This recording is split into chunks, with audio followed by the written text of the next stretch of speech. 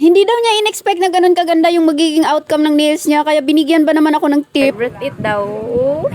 For today's video, dinayo lang naman tayo ng ating kapitbahay para magpapa-soft gel nail extension. Meron na nga palang sinend sa akin si client na inspo. Actually, 3 yun. And yung isa sa napili ni client ay talaga namang bet na bet ko kasi ang lakas makasosyal. Ganun. Medyo madali lang naman yung design na yun para sa akin, kaya napagkasundoan namin sa halagang 399 pesos lang. Huy! Ang mura, promise. Kaya for the go na agad itong si client. So yes, kapitbahay namin itong si client and kapwa online seller din. Natatawa nga ako kasi itong suot ko ngayon, tamang-tama ay sa kanya ako nabili. Nagla-live kasi ito ng mga damit and dati nung napanood ko siya, bumibili ako sa kanya minsan. So ayan na nga, nagja-gel polish na ako and meron lang kaming binago doon sa inspo niya. Tapos mamaya, itong kulay pula na plain lang, dadagdagan ko yan ng design. So dito nga pala sa gilid portion ng thumb niya, pina-flash cure ko muna ng 5 seconds bago ko ipalagay sa UV Hindi kasi masyado matamaan ng ilaw dyan banda. Kaya may tendency na tutulo yung gel sa gilid. And yeah, nag-stop na yung recording ko and pagkatapos ko mag-design, nag-selfie muna kami. And sabi pa niya, hindi daw niya in-expect na ganun yung magiging outcome, nagandahan siya. Kaya instead na 399 lang, 500 yung binigay niya. Thank you so much, Damoy.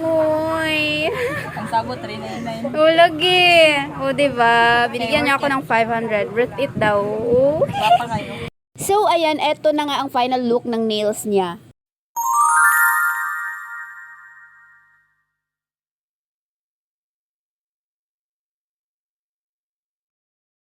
And pagkatapos niyan, in-stock ko lang naman si client dahil live daw niya mamayang 8 PM. Kaya papanoorin natin siya. I-check ko lang naman yung nails niya. Huy, stalker yarn. And for sure, ginagawa din naman ito ng ibang nail tech. Aminin nyo, tama ako no? Huy! And ayan, tingnan nyo naman, lakas makasosyal ng nails niya. Oh, dada si Marian. Hi, da. Main po po. Si yours na.